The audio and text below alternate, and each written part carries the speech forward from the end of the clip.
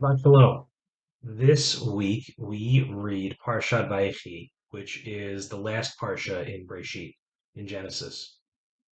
The entire book of Genesis really is a family drama.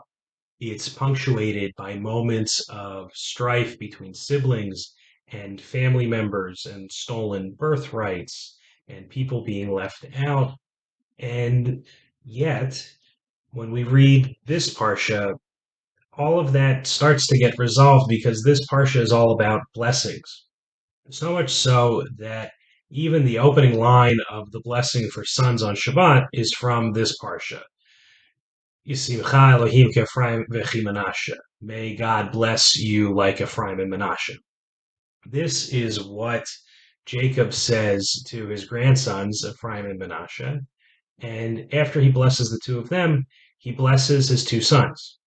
And before he blesses them, we read, "Vayvarech otam ish asher kevirchato varech otam." And he, Joseph, blessed them, each man according to his blessing he blessed them. Now, the obvious way to read this phrase is that each son received a blessing that was unique to him.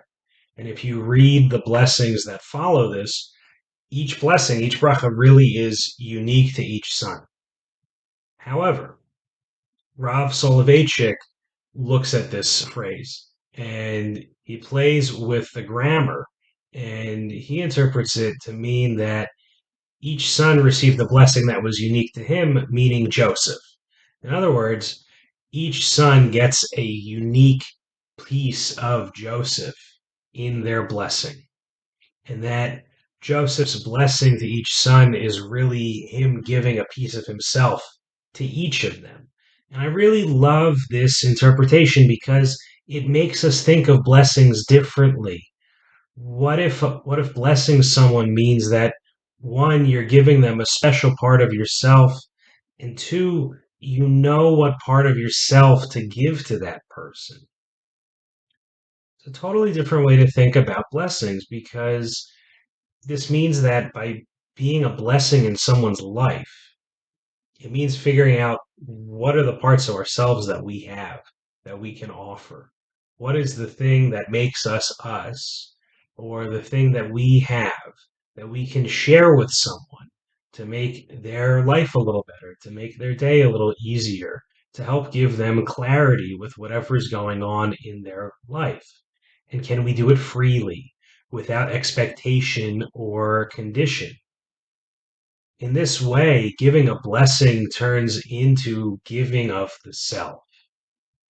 And in that way of giving the self the way Jacob does to his sons, that's what brings closure.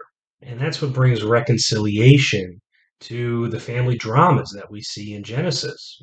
For a book that starts um, with one brother killing another and everything that follows after that, for the book to end on this hopeful note of a family being together, a family being united and reunited, and that family supporting one another, that's hopeful. And I think that's what we all need to strive for.